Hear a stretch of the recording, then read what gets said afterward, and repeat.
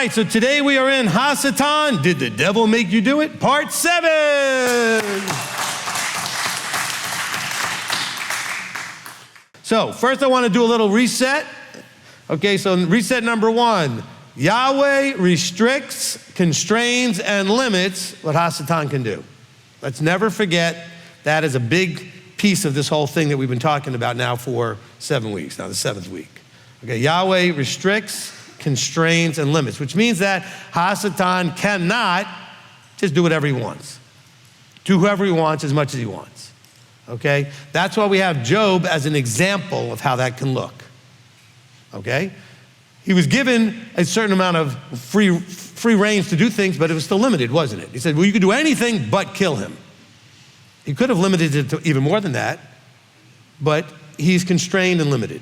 Because I know a lot of us just think, well, and the church taught you this too. I mean, HaSatan can just do whatever, and you need to be so afraid because he can just do whatever. No, he can't, okay?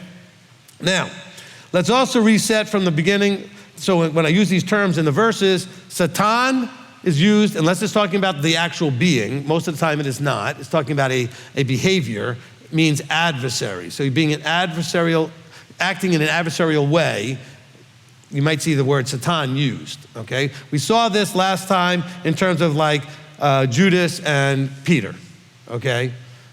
So we have this understanding. Now the devil also, when it's not referring to a single individual, is talking about someone who's a slanderer, an accuser, attacking another person's reputation.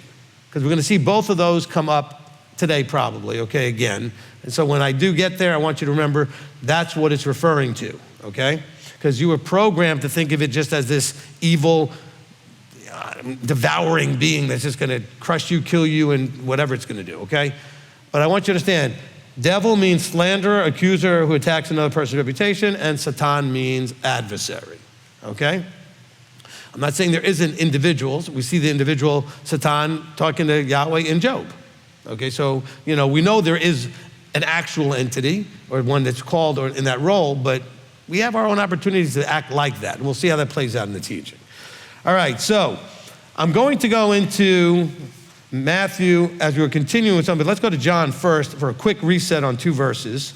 In John 13, I'm just gonna read them because this is where we kind of left off. Okay, we kind of left off looking at Peter a little bit. We dealt with Judas, now we're looking at Peter.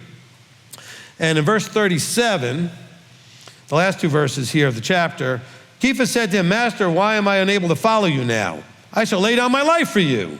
Yeshua answered and said, shall you lay down your life for me? Truly, truly, I say to you that the cock shall not crow until you have denied me 3 times. So one of the things we're looking at is what causes you, let me reset that for a second. Everything that I'm teaching you has to do with you. It's always about what can you take out of the scriptures as I teach it that you can use in your transformation from what you are to what he is, and also the things you need to be careful to avoid and the things you need to be careful to make sure you add. In other words, what you're adding to you and what you want to make sure to keep away from you. And so some of the things we're talking about here is what causes you to be susceptible to act like a Satan or a devil? What causes you to be susceptible to that influence? And what does it actually look like? So here we see one of the little evidences or hints is that Peter had a pride problem. He would be overly zealous. We talked about how the pendulum of Peter would swing very wide, very quickly, okay? Don't wash my feet, oh, wash everything, That didn't take really long for the pendulum to go from one side to the other. And that's just who he was, right? Extremely emotionally zealous, okay? But he could just swing from one side to the other on the extremes.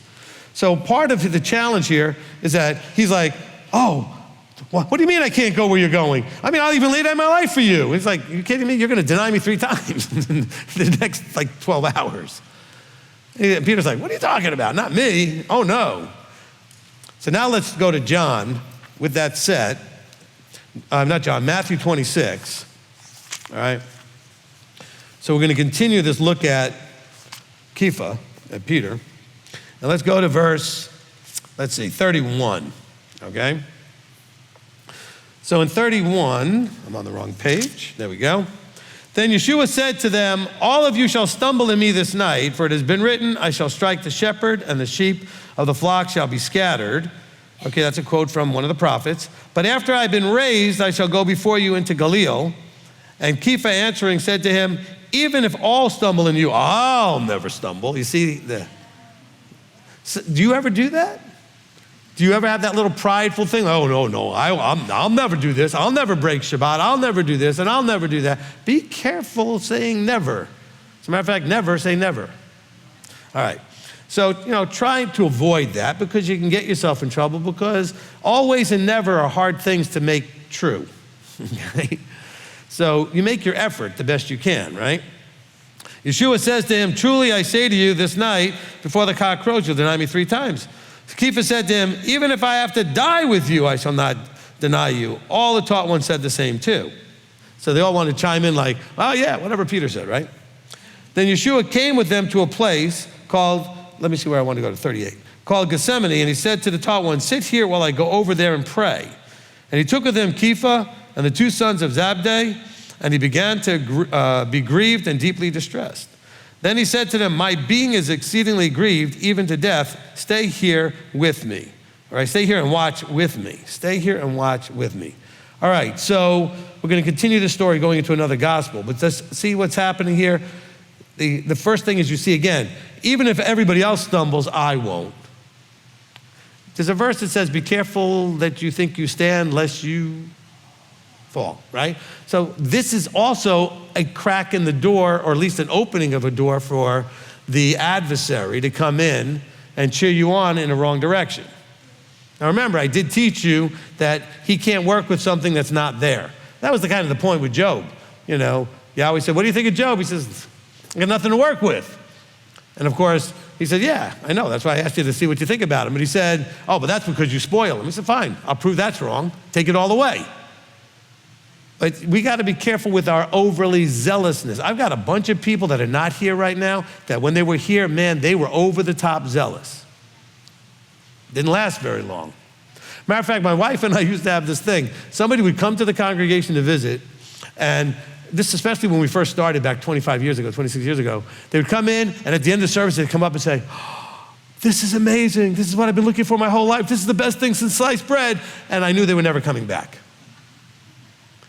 Because if you remember the parable of the sower, there's the one without roots gets all excited and then goes and talks to somebody and they get blown away. So they went home and said, this is so great. And somebody said, what, are you crazy? Right? That's a cult. That's this, that's that. So be careful.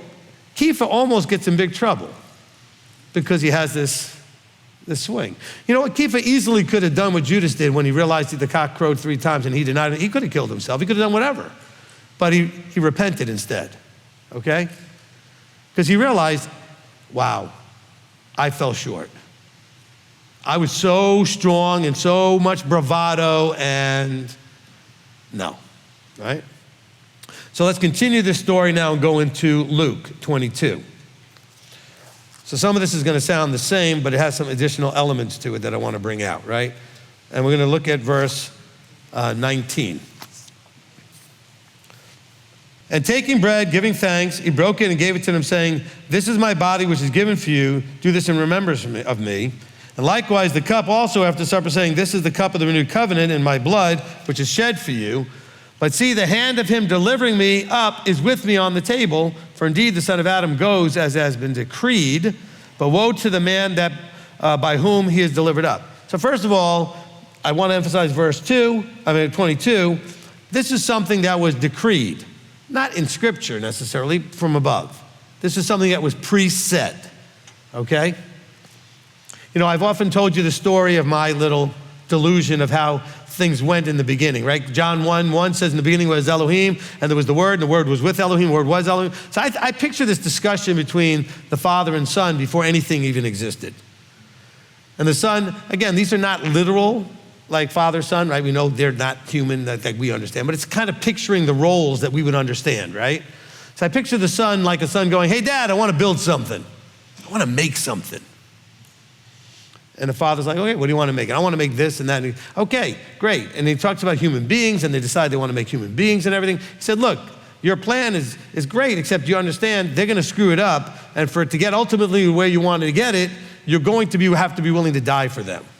Because he says he was slain from before the foundation of the earth, right? So it was decreed, and he knew this from the beginning. That was part of they went through the whole thing and said, remember the end from the beginning, they can know, okay, if you do this, this is gonna happen, this is gonna happen. Is that are you willing to do all that? And he was, yeah, okay, we can do that. So this was decreed. Let's continue. Verse 23. And they began to ask among themselves which of them it could be who was about to do this, okay? Because he said, woe to the one that does this. We talked about Judas last time. And there also took place a dispute among them as to which of them seemed to be greater. Now, John doesn't talk about this. Matthew, and I think Matthew, Mark, and Luke, all three mentioned, or at least two of the Gospels at least mentioned, that they were arguing, as always, as the ego, pride, haughtiness. Which one of us is going to be the greatest, sitting at the right hand, you know? And even James and John's mother, like, I want my sons to sit at your right and left hand, or whatever. And he's like, woman, you don't even know what you're asking, okay? And he said to them, the sovereigns of the Gentiles rule over them, and those who control them are called workers of good. He said, but not so with you, but let him who is greatest among you be the youngest, and the leader as one who serves. In other words, greatness was often thought of there by seniority. They honored older people. We dishonor older people. They had high respect for the fact that an older person may have more experience and therefore more wisdom. So he says, be like the youngest and the leader, one who serves. Stop thinking we all want to be great in our pride and ego when we want to think that gives us authority, control, power, or something like that, right? Which of course I get accused of, anybody else with a microphone. Oh, you just want to be in charge and in control and all these other things. No, I need to be in charge and in control of whatever I'm over, because otherwise it's a mess. Somebody has to be in charge. If there's nobody in charge in your house is a disaster. Without authority and structure, there's chaos.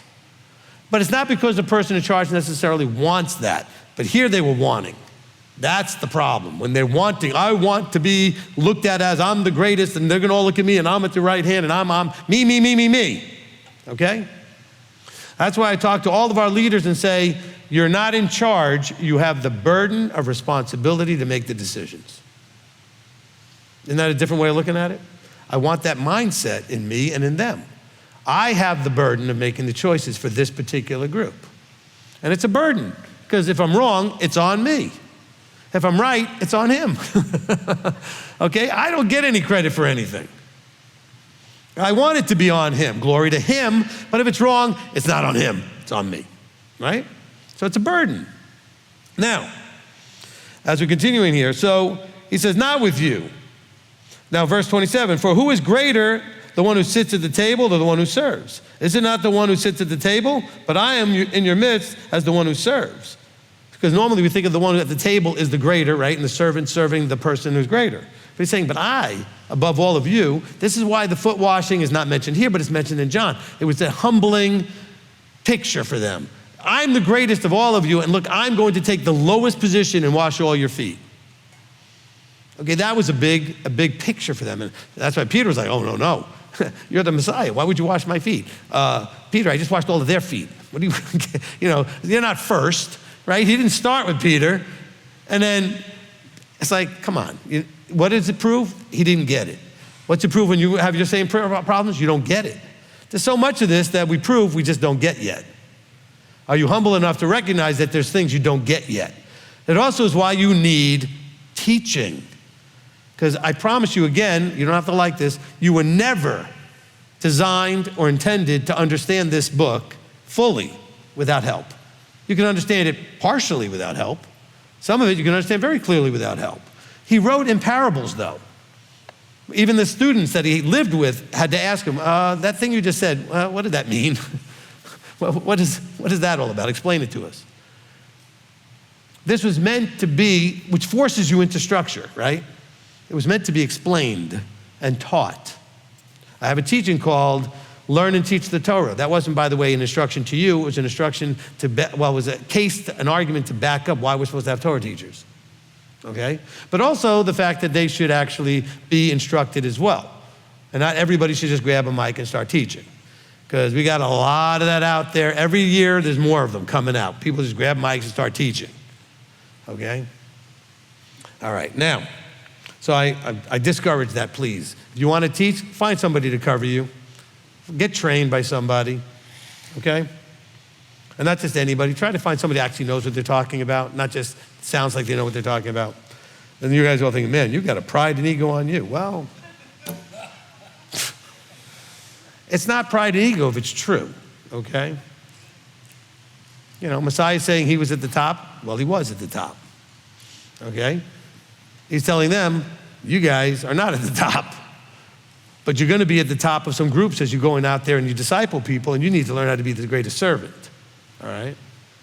That's why Elder and I serve only all throughout the feast. We're here to serve. We're available almost 24/7, 365, okay? Because we're here to serve. You know, some of you went to churches where the pastor showed up on Sunday for a few minutes, did a little thing, and you might be able to get him on the phone occasionally if you tried during the week, but probably not. If you need to make an appointment, he had a few office hours and that was it, and that's all he did, okay? And he would stroll in, do his sermon, and stroll out, that was it. I'm here before you get here. I'm here after you leave. I'm here all week long. Elder's here all week. Between the two of us, we cover a lot of hours. He gets here early and works up until 4. I'm here and I stay later a lot of the time, okay? We're here to serve. Now these guys, this is at the end here. Messiah's like, I need to get you knuckleheads to figure this out. I'm about to leave. And you guys have to have the right attitude. We'll call it the right spirit, the right intrinsic nature, right? That's what spirit means, the intrinsic nature. Now, he says, but you are those who have remained with me in my trials, okay? He said, look, you guys made it this far. And I covenant for you, as my Father covenanted for me, a reign, to eat and drink at my table in my reign, and to sit at thrones, judging the 12 tribes of Israel. And the master said, Shimon, Shimon. Now we're going to bring this over to Peter, okay? He says, I'm doing all this to set this verse up. He said, Shimon, Shimon. See, Satan has asked for you to sift you as wheat. Why did he ask for Peter? Because Peter was going to have an important role, as all 12 did, okay? And by the way, Peter wasn't the top, James was, okay? But he still had an important role. And don't go to your Christian eyes, well, he was given the keys and everything else. No, he wasn't given the keys and all that stuff. He figured out that, and said publicly first, before everybody else, that Messiah, Yeshua was Messiah. They said, Yeshua, you're Messiah. He said, and on that understanding, I'm going to build my assembly, okay? Not on you, Peter, okay? You read books of Acts, Peter's not in charge, James is, okay? And he's not arguing with James either. It was clear who was in charge, all right? Now, so he says, interestingly enough, remember, he's laying this out. He had the cup, he had the bread, they did the kiddush and m.t.o.i. He gave it a different, higher understanding. He did not establish communion. Okay, the Catholic Church invented that. Or I should say they invented that spin on what actually happened. Okay, if you look back in Genesis, there was a guy named Melchizedek who sat down with Abram after he had a victory, okay, and Abram and the two of them had wine and bread. This is a tradition that you see all the way to Yeshua, all the way till today. The Jews still do this. Okay, it's called Kiddush and m.t.o.i, the Kiddush being the wine, the m.t.o.i being the bread, okay?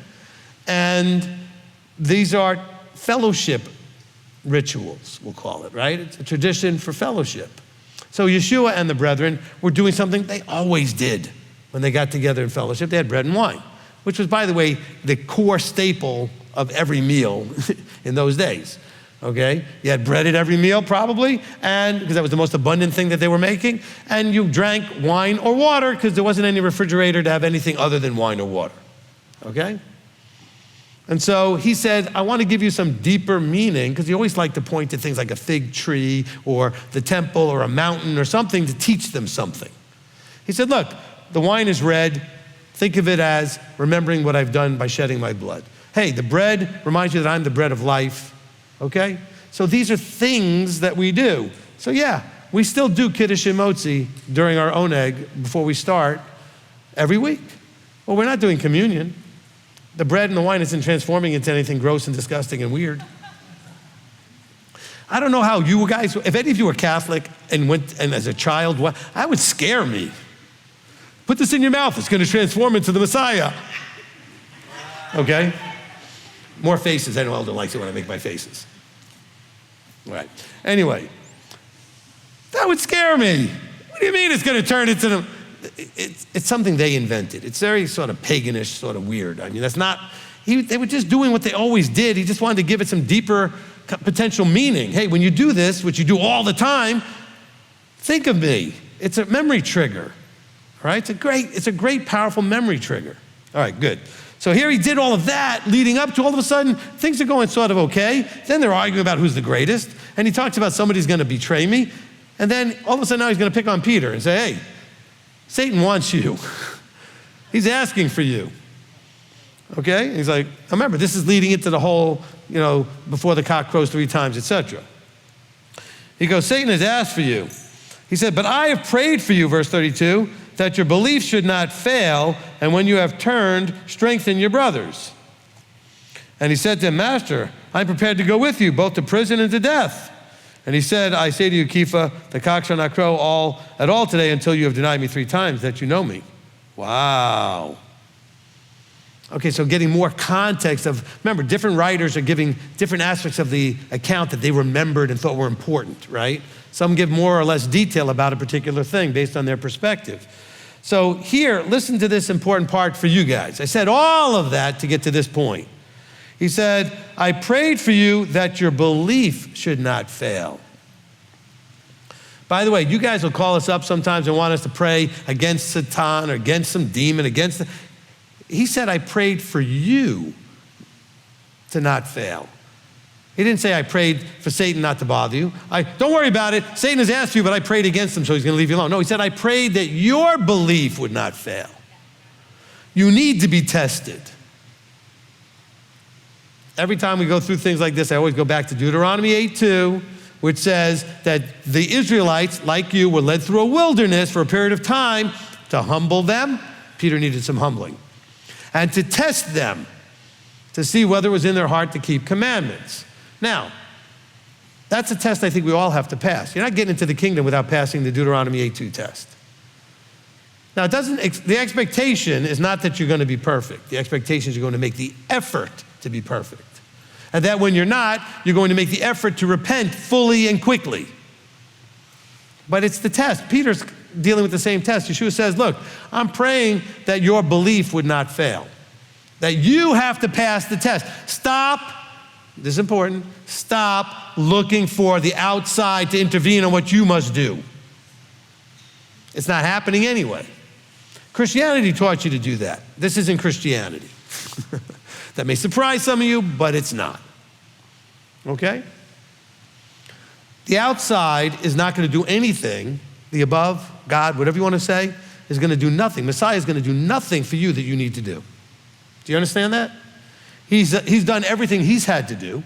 He said to his Father at the end, he said, it is done. What was done? Only what he had to do. His Father sent him there to do something, and he did it. And he said, at the very end, he's up on the stake, and he goes, it is finished. Of course, Christianity said that meant the Old Testament and this and that. No! He was talking about himself. I completed what you sent me here to do. And I did it, and it's done. Okay? If I have 4 children and I send them all to do something, if one comes to me and tells me it's finished, do I believe it's finished for all of them? Or just the one did what I sent them to do? Okay? So, when we look at this and understand, Peter's being tested.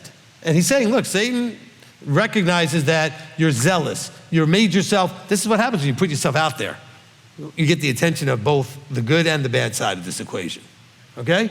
You start putting yourself out there, the Father's watching you even, like, okay, let's see what you're doing. Okay? Even more so than if you're not like, I know he's doing that with me because I'm publicly out there, right? You get publicly out there, you stand up in front of your friends, family, whatever, you're out there really being public about it. The Father's noticing that, but so is the enemy, so is the adversary. He says, look, Satan's asked for you, okay? And he says, look, I prayed for you that you would not have your belief fail. Then he says, and when you have turned, what do you think the word turned really is? Teshuvah, good, thank you, Janet, good job. All right, teshuvah, which means to turn back around. So he's saying you're going to fail, and when you've turned around, he says, then you're going to be able to strengthen your brothers. So don't worry about failing or falling short. It's what you do afterwards that may be useful to strengthen not just you be stronger, but you'll be able to strengthen others. Because you'll know that experience and how to come around and turn around from it. This is Paul's whole story. I mean, think about where he was and what he was doing to the early brethren, okay? And we're going to get into that when I finally get into some of Paul's letters, because it has to do with him being an adversary and being used in a certain way. And yet, he turned around and became very powerful in a positive way. And he was able to strengthen his brothers. So it's important that we see this, okay? So this is kind of the key point that I want to make sure that you get to in understanding you. Are you getting out there and getting in the face of people and getting all over public media and typing in all kinds of things? All you're doing is drawing a lot of attention that you may not be ready for, okay? And you may get in more trouble also because you may be typing things that turned out not right, okay? How many of you are willing to admit who've been in this more than, just, let's say you've been in this more than 5 years, okay? And even if you've been less, that when you first started trying to do this walk, you got all excited about some aspect of Torah observance, only to find out that as you were excited about it, you had it wrong. You had some aspect of it wrong, okay? All right, there are people that figure that, okay, so Shabbat means that I'm not gonna go to work. Okay, that is part of it. But then you end up doing all kinds of things you enjoy doing, and you're playing games and watching TV and doing, but I'm not working. See, some of you got zealous about some of the Torah and then started really sharing that because you were excited about it and still had it wrong. Don't do that, all right? Make sure before you vomit out and get all excited and sound like Peter getting overzealous that you actually know what you're talking about, which might take more than 5 minutes. All right, remember the model I taught you, the elementary school, the school model, which was if you've been doing this 5 years, you're like a 5th grader. Stop thinking you're ready to teach anybody, okay? Because if I wanted to learn something, I'm probably not looking for a 5th grader. Okay, or a 2nd grader if you've been doing this 2 years. Because I've had people on the phone saying, oh, I've been doing this a long time. Really, when did you start? 2 years ago? That means you still don't know what you don't know yet. You know some of what you had wrong, but you have no idea what you don't know yet. Okay? I told you, Rabbi Tom would tell you he was doing this for over 20-something years before he met me, only to find out that he didn't know what he didn't know yet. Okay? So really be careful about, I would be very comfortable to tell people this is, if they ask you why you're doing something, because I believe I'm not supposed to do this or I am supposed to do that. And leave it at that. You don't need to become the instructor about feasts or Sabbath or kashrut or whatever that you just barely understand. And no, I'm not trying to insult you.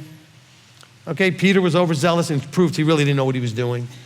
But he was excited. And some of you are Peter. You get real excited. And that's good. Harness it. Rein it in and focus it properly. And be willing to go find somebody's feet to sit at. We got a lot of problems out there with people that had Sunday churches. They came to understand this and they wanted to move their church over, but all they did was start doing Sunday instruction on Saturday because they figured out that they were on the wrong day. I'm happy. I'm not teasing. That's good. They figured out they had the wrong day.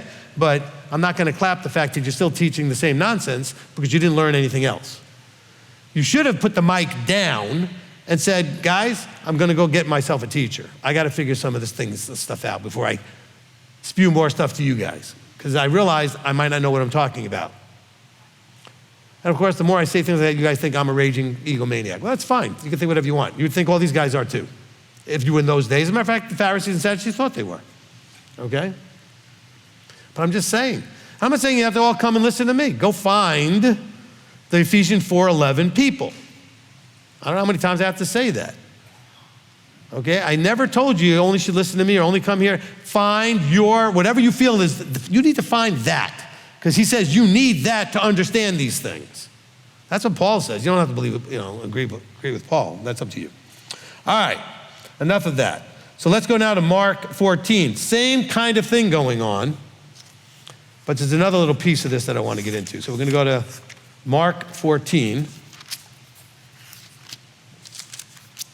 we're going to start in verse 27, okay? See, hopefully you're also understanding how powerful it is to read the whole account of what happened in the 3 or 4 different versions of it so you get the full details. Because some people focus on some details and the other ones didn't, right? Like the arguing over who is greatest isn't mentioned. It would have been great if John mentioned it because it would have made sense why he did the foot washing. But then the other guys mentioned the greatest thing and didn't mention the foot washing. But there's a reason for the foot washing. It's because they were arguing about pride, ego, and who's going to be the greatest. But if you don't read all of the Gospels, you don't get the picture. All right, now, Mark 14 and verse 27. And Yeshua said to them, all of you shall stumble in me this night, for it has been written, I shall strike the shepherd and the sheep shall be scattered. We read that in another gospel. But after I am raised, I shall go before you to Galilee. And Kepha said, even if all stumble, yet not I. And Yeshua said, truly I say to you, today, this night, before the cock crows twice, here it says twice, you shall deny me 3 times. So now, instead of saying before the cock crows, now it says before it crows twice. Now, the whole point is he's going to deny 3 times. The same account. But he spoke more strongly, okay, if I have to die with you, this is Peter, I shall not deny you. And they all said the same. And now I want to continue to verse 42, okay? And they came to the place called Gethsemane, and he said to his taught one, sit here while I pray. So now we're going to hear how this flowed into the next event.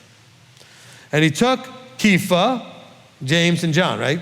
Peter, James, and John. He began to be greatly amazed and to be deeply distressed. And he said to them, my being is exceedingly grieved, even to death. Stay here and watch. Stay here and pay attention. Be awake. And he went on a little, so he moved away from them and fell on the ground. And he was praying that if it were possible, the hour might pass from him. And he said, Abba, Father, all is possible for you. Make this cup pass from me, yet not what I desire, but what you desire. Okay, so let's understand, Yeshua knew what was coming, but you know what? Knowing what was coming before he was in a flesh suit was different than being in a flesh suit. So he already knew this was gonna hurt. He knew it was coming, and he said, look, if there's any other way to do this, but yet your desire I'm gonna do. So I don't want you to think he was having a weak moment. He was having a reality moment. He was in a flesh suit. That flesh suit feels pain and can suffer and can die, okay? So no, Yeshua didn't have a moment of weakness here. He had a reality of, I need to have a little talk with you and say, you know what, now that I'm down here, I'm not against this. Is there any other way though? You know, okay? And we can, by the way, that's your life too. Okay, a lot of you when you were single, all of a sudden now at some point you wanted to get married. Whatever you thought it was, you got married and realized, oh. And maybe it was, oh. Some of it is better than you thought, and some of it is not better than you thought. But you can't really know until you are, right? So there's no way for Yeshua to really understand flesh until he was in a flesh suit. Does that make sense? Okay? So, and he came and found them sleeping and said to Kepha, Shimon, are you sleeping? You were not able to watch even 1 hour? Seriously, come on. Watch and pray lest you enter into trial. This is the key verse I want to focus on. He says, watch and pray lest, now by the way, pray.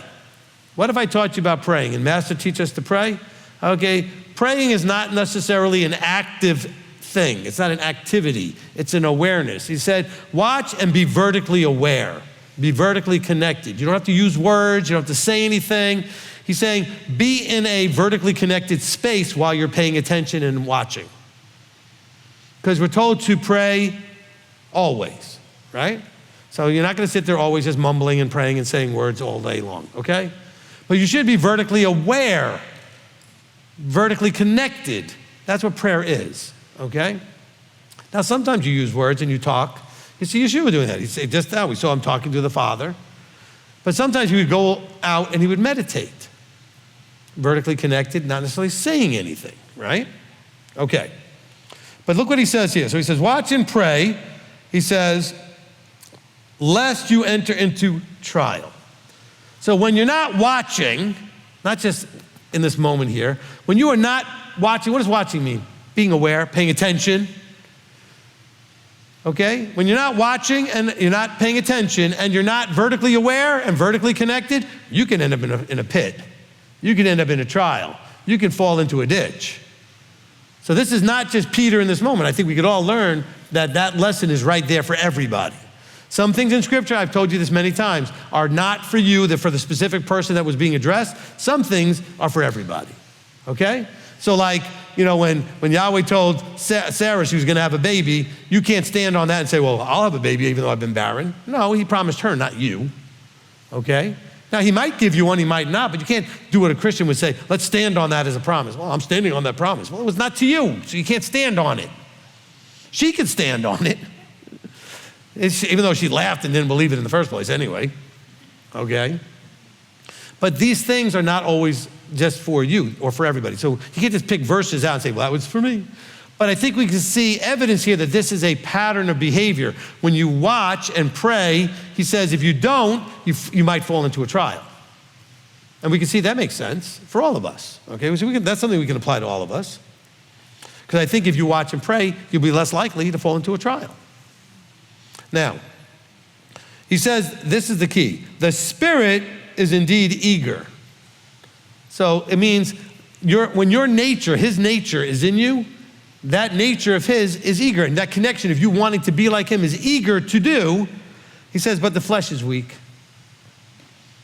And so that Spirit, the Ruach, is dwelling in a flesh suit at the moment. And your flesh suit is weak. And not just weak, meaning it's physically weak and falls asleep. It's easily distracted. It's easily tempted. It's easily upset. It's easily disappointed. All the negative things you can think of. The flesh is what does all that. The Spirit is what? Love, joy, peace, patience. The flesh is the other stuff. Okay? And so just remember, when he's talking about here, he's giving you a picture. He's using idiomatic ideas here or metaphors. He's saying, look, I told you to do something. If you pray and pay attention to do that, because you said, oh, I'm zealous, whatever. I'm willing to die even for you. I'm willing to do all. He said, yeah, you're all excited about that. And that's because you got the right spirit in you. But you still have flesh that you haven't overcome. And that's the weakness. We have to overcome the flesh. Okay? Because the flesh has its desires and the Spirit has its desires. We want to connect with the Spirit's desires. Okay? You don't have to figure out what they are from some Christian ooey gooey thing. It's here. He tells you what he says, that's spirit. He says, my word is spirit. Okay? And so that's the intention. Go listen to the teaching on what is understanding the Ruach. Okay? It's the Ruach HaKodesh is a way of connecting to his intrinsic nature. Okay? What is the Almighty? Now, so I want us to focus on, in all of this, so Peter, who we saw told he's gonna deny 3 times, all these other things that Satan's asking for you, he's being told the reason you're being asked for is because as zealous as you are, there's still a lot of flesh. So we should all be looking, how zealous are you compared to how much flesh are you still dealing with? The more flesh you're still dealing with, you might wanna at least publicly calm that zealousness down. Be zealous quietly. Does that make more sense? Otherwise, you're gonna constantly be walking around with your mouth open and your foot hovering, ready to go in, okay? And by the way, I see you guys walking around, it really looks weird. Okay, so,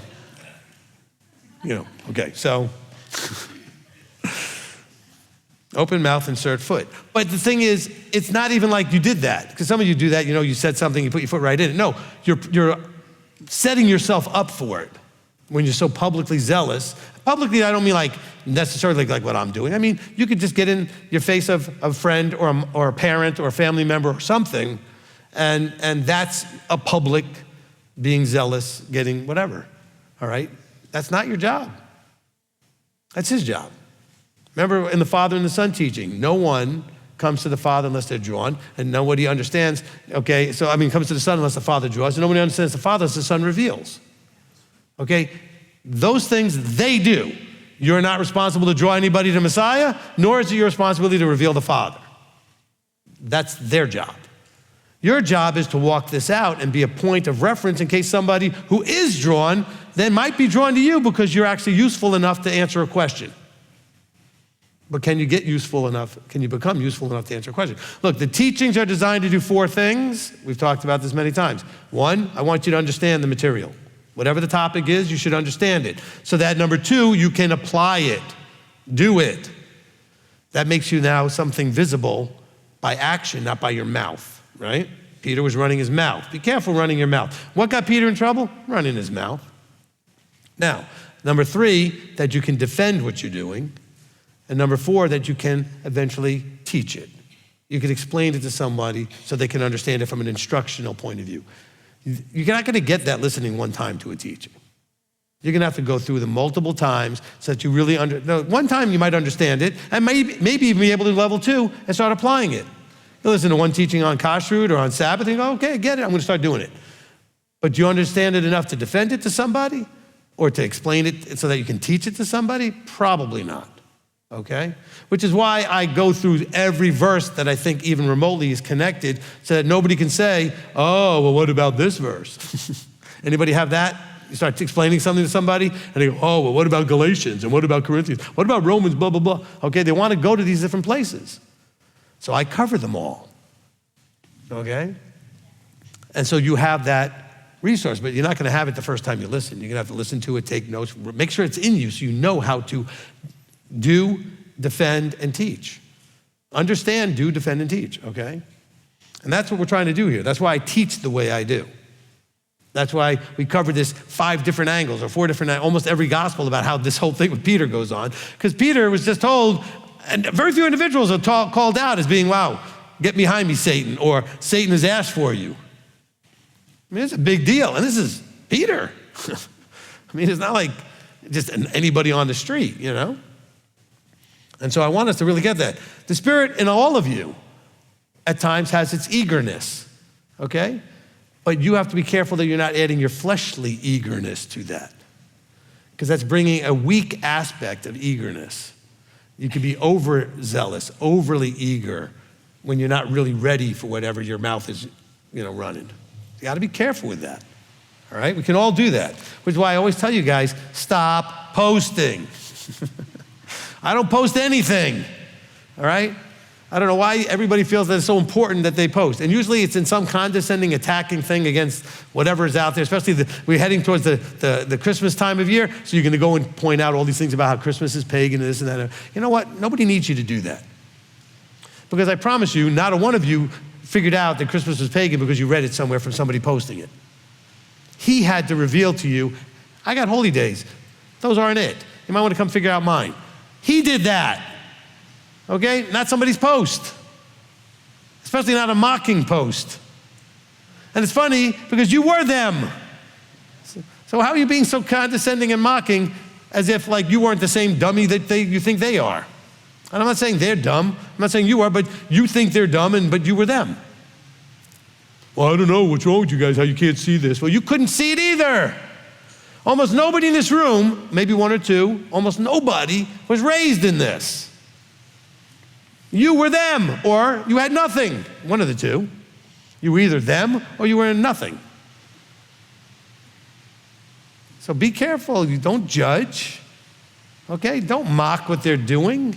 When he wants to pull them out, he'll pop their bubble. You know I always explain it that way.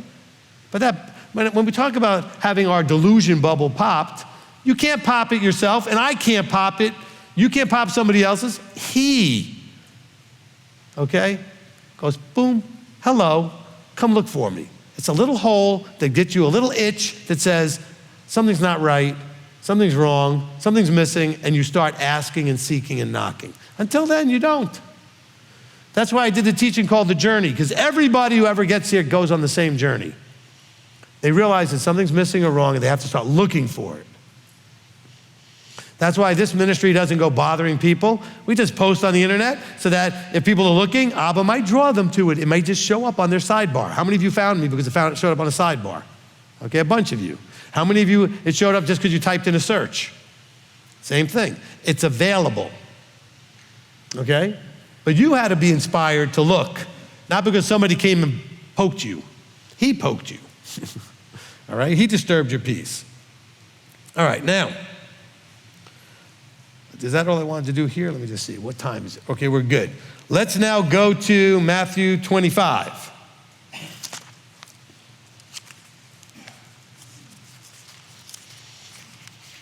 Now, some of these things are somewhat out of order to what I might want to teach if I'm trying to do it in terms of a progression of you understanding this stuff. I'm trying to mostly go through it from Matthew going all the way to Revelation. I'm trying to take it in the order the books are in your scripture, okay? So you can follow it through that way. All right, so Matthew 25, verse 31, all right? Okay, so verse 41 is where we're headed, right? He shall then also say to those on the left hand, go away from me, accursed ones, into everlasting fire, prepared for the devil and his messengers. So we're going to figure that out by starting in verse 31, okay? So verse 31 says, and when the Son of Adam comes in his esteem, and all the set apart messengers with him, then he shall sit on the throne of his esteem. And all the nations shall be gathered before him, and he shall separate them. Did you catch that? Your name isn't anywhere in there. Some of you want to do that. In the congregation, outside, wherever you are, figure out who's a sheep, who's a goat. We're going to get there in a second, and these kind of things. So he will separate, okay? One from another, as a shepherd separates the sheep from the goats. He shall set the sheep on his left, the sheep on his right, and the goats on his left. Okay, so one way you might know that you're acting like a goat, if you're constantly going, but. Take that any way you want, okay? All right. Or maybe the goat goes, yeah, but. So you thought you were a sheep, but you turned into a goat. So your sheep's just like, yeah. But. All right. I present this for your entertainment value. Okay, now. So then the sovereign shall say to those on his right hand, come, you blessed of my Father, right, this is the sheep, inherit the reign prepared for you from the foundation of the world. For I was hungry, and you gave me food. I was thirsty, and you gave me drink. I was a stranger, and you took me in. Was naked, and you clothed me. Was sick, and you visited me. I was in prison, and you came to me.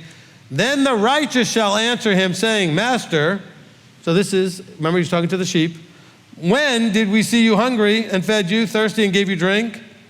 When did we see you a stranger and took you in, naked and clothed you? When did we see you sick and in prison and came to you? And the sovereign shall answer and say to them, truly I say to you, and as far as you did this to one of the least of these, my brothers, you did it to me. So he's saying, as we do to each other, we do to him. Okay? Now, I've said this before. I said it last night, actually, I think. The idea of, as you practice, so you shall do. Right? I always told you, we taught this in the martial arts. Don't pull your punches in practice all the time. Wear equipment so you can throw it full, because if you practice pulling your punches and kicks, when you go into real life and get into a real situation, you're going to pull them.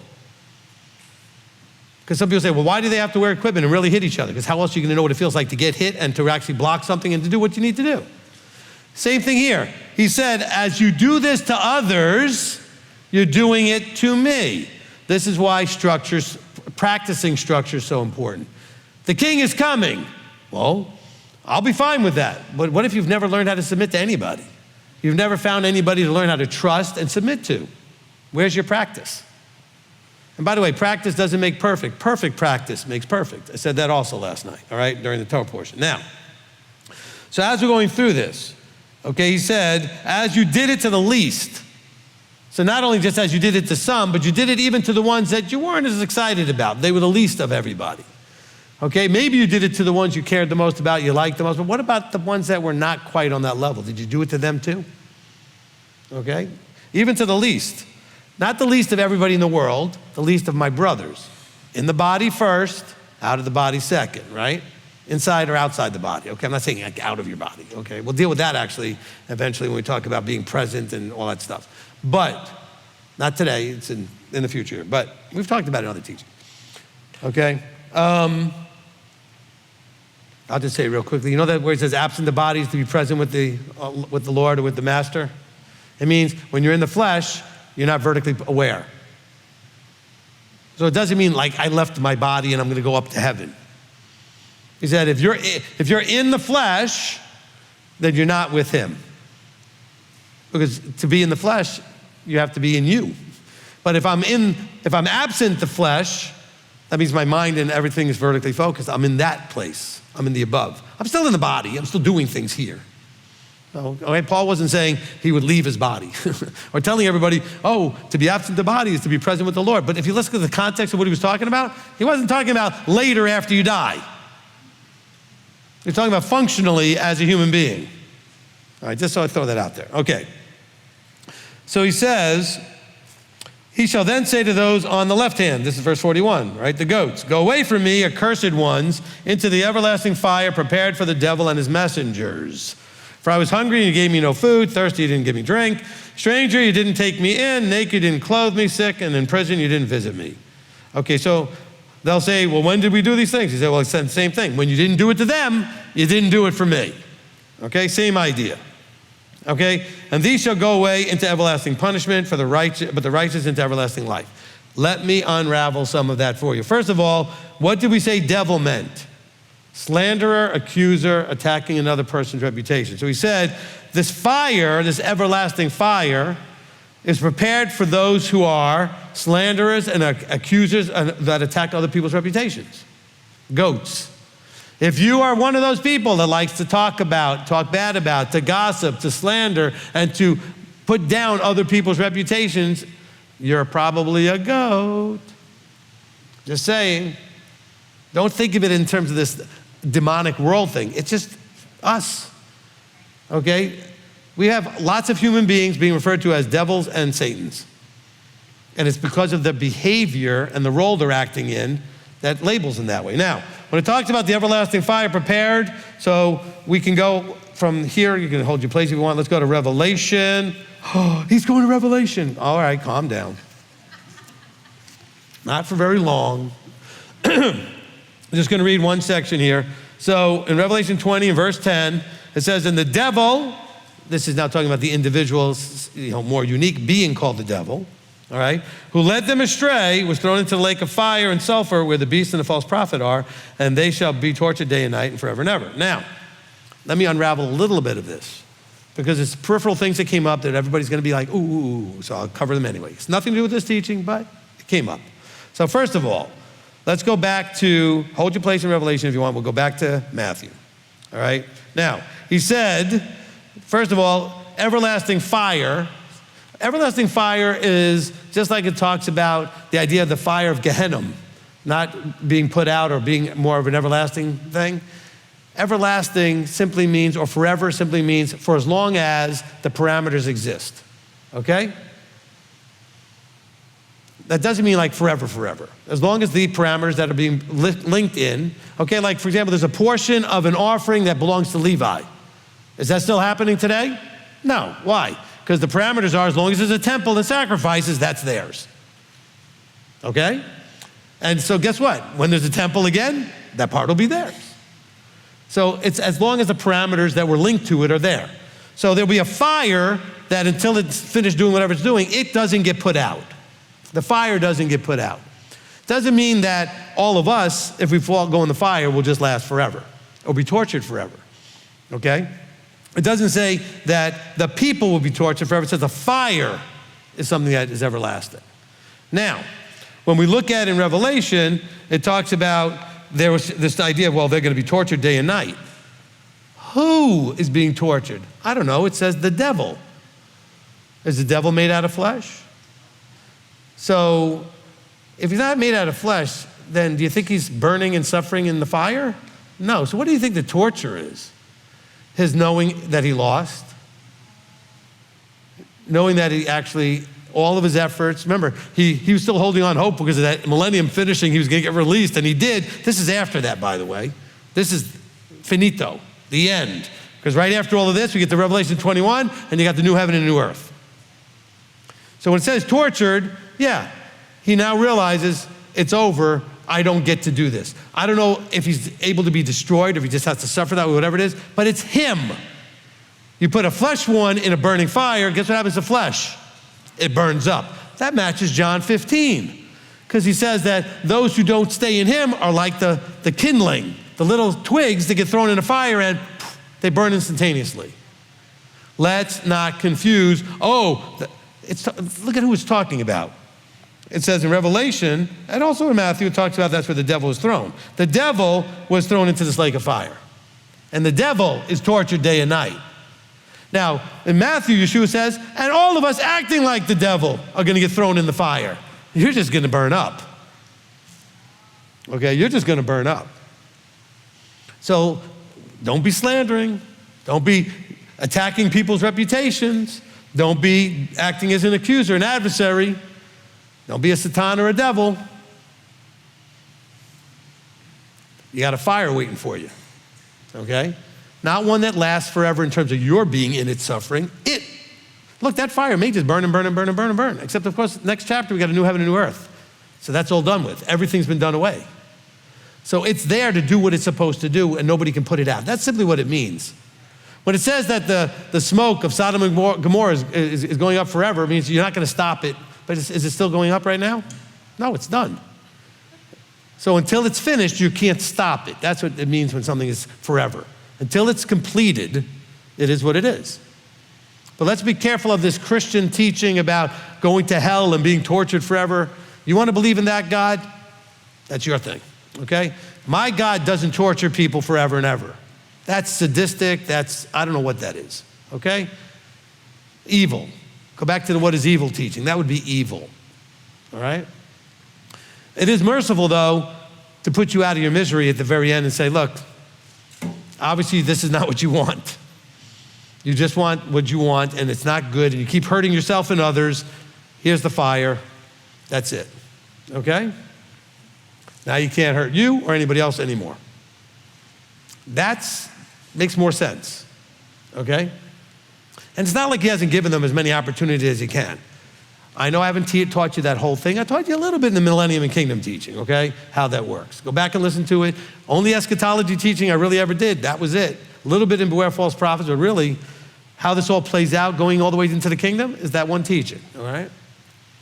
Now, and I might redo it. If I redo it, it might be a little bit more expansive, but just expand on the same thing I already said, okay? So I'm not going to say anything necessarily excitingly new about it. All right, so back in, at the end of Matthew, so it says, and these go into everlasting punishment. Oh, there it is. What does everlasting punishment mean? The punishment is permanent. So they burn and they don't get to come back. They didn't say everlasting punishing. The punishment's permanent. What's the punishment? Being cut off, thrown in the fire, and that's it, it's over. See, we already are told that we don't have just one life. There's a potential for resurrection. So dying isn't permanent. Here he's telling you, in this case it is. So the punishment, death, is permanent. Does that make sense now? You're not the punishing. All right, now. But the righteous, look at what he compares. They get everlasting life. All right? You know what? We might as well go there real quickly. Go to Romans 2, just to reemphasize this point. It's not in my notes. Wait, I got a pen. I can add it to my notes. Where does this go? Here. Okay, Romans 2. And we want to start in verse 5, okay? I believe is how I want to do this, and we'll end in verse 8. All right, there, I added to my notes. All right, so verse 5, but according to the hardness of your unrepentant heart, you are treasuring up for yourself wrath in the day of wrath, revelation of the righteous judgment of Elohim, who shall render to each of you according to your works. Not according to your belief, although it is your belief, because your works are based on your belief. You do what you believe. Now, listen to the next part. Everlasting life is a reward to those who persist in good works, seeking esteem and respect and incorruptibility, but wrath and displeasure. He doesn't say everlasting wrath and displeasure. Everlasting life is the gift. So everlasting life being tortured doesn't make any sense. In other words, living forever goes with the blessing, the reward. So you can't have everlasting life in hell tortured. That doesn't make any sense. It doesn't fit what he's saying here. He says, wrath and displeasure to those who are self-seeking and do not obey the truth, but obey. Oh, man, he used that word obey twice in the same sentence. Obey what? I don't know, it's all been done away with. No, you have to, he's talking about the Torah. Oh, because it says, obey the truth. Psalm 119, verse 142 and verse 160, the word is truth, the Torah is truth. John 14, Yeshua says, I am the truth. John 1 says the word, which is the truth, was made flesh. In verse 14. I mean, it's that loop I give you, right? Showing you that Yeshua is the Torah. That's what, when you do the Torah, you end up looking like him. That's what he's trying to tell you, okay? But understand this. Those who don't obey the truth, but obey unrighteousness. What's righteousness? Doing what's right.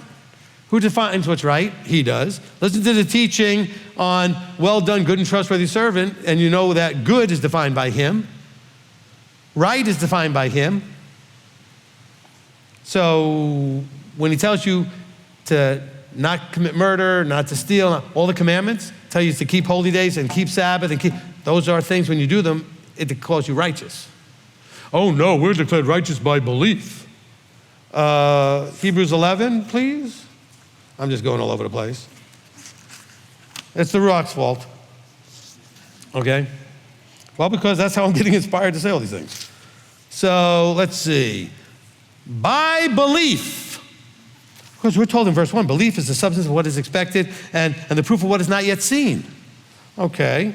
So in other words, you understood something that wasn't yet seen, you had an expectation, and because of it, you did something. What do you mean you did something? Let's see what it says here.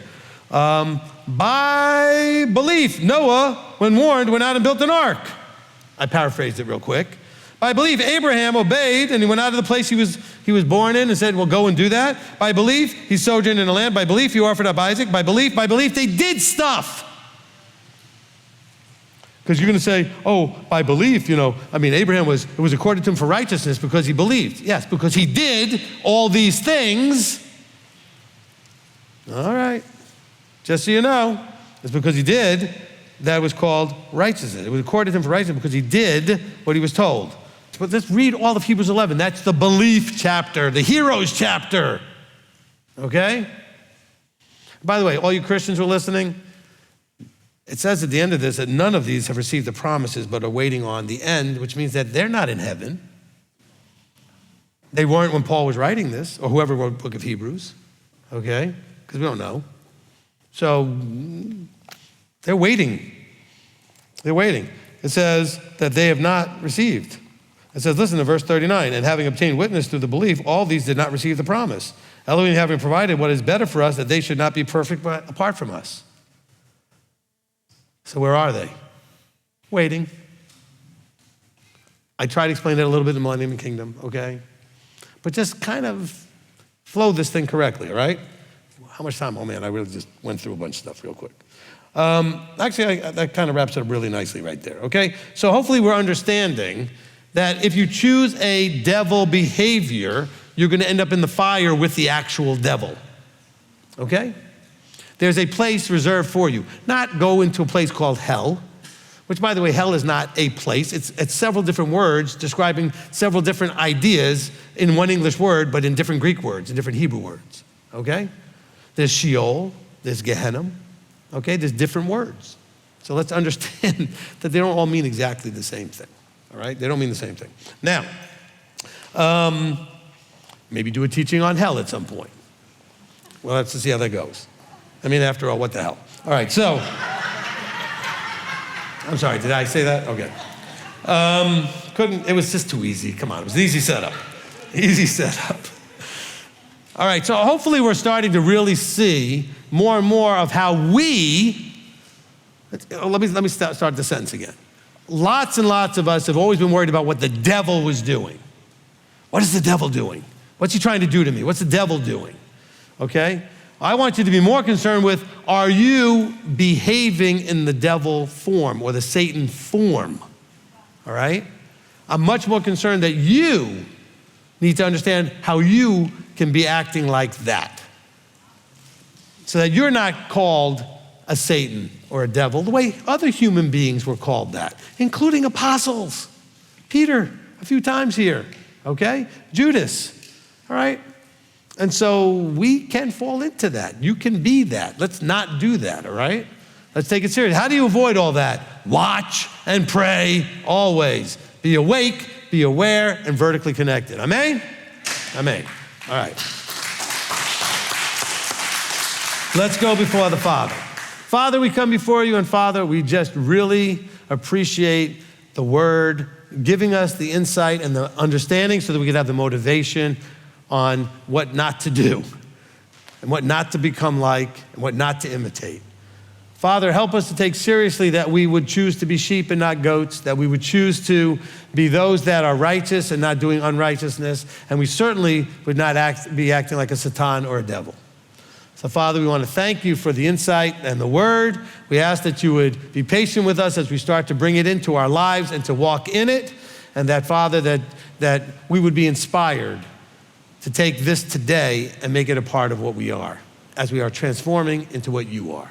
So Father, we thank you for this teaching. We thank you for all things. As we come before you now in the name above all names, Yeshua our Messiah. Amen. Amen. Amen.